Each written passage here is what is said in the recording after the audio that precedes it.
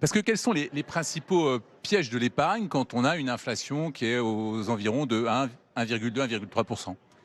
Alors le premier piège pour moi, c'est ne rien faire.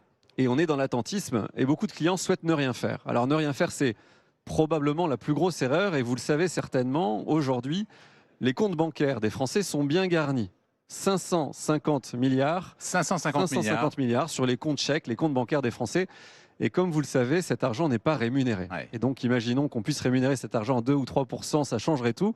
Et donc le premier conseil, c'est ne laissez pas trop d'argent sur vos comptes bancaires, évidemment.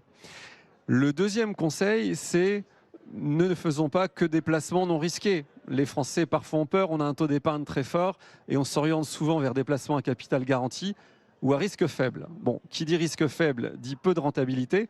Alors à quoi je pense? Aux SICAV monétaires, Ouais. dont les rendements baissent tendanciellement. Je pense aux dépôts à terme, qui étaient certes intéressants il y a 2 ans, mais qui le sont de moins en moins. Les livrets bancaires, qui sont nombreux. Le livret A, 70% net. Bon, c'est pas énorme. Et puis on a ce fameux fonds euro dont on parlait. Le rendement du fonds euro baisse, donc plus d'unités de compte, c'est mieux. Et si on a du fonds euro, essayons de le booster sur les nouvelles souscriptions.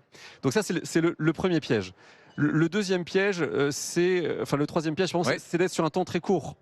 Le temps court ne paye pas et donc il faut être capable de placer à long terme son épargne. Autre sujet, j'en ai un petit peu parlé, la fiscalité. Ouais. C'est prégnant en France, ça peut être un piège. En termes de rendement, il faut raisonner évidemment en net, c'est-à-dire après fiscalité et pas avant fiscalité. Et puis Voilà, privilégier, j'imagine aussi la diversification. exactement, c'était le dernier piège. L'absence de diversification, c'est le principal piège. Hmm. Et certains clients ont des biais, on a tous des biais. Et donc mettre 100% sur une seule classe d'actifs est un piège. Ouais. 100% en immobilier, ça n'est pas une bonne idée. Il faut diversifier, bien sûr.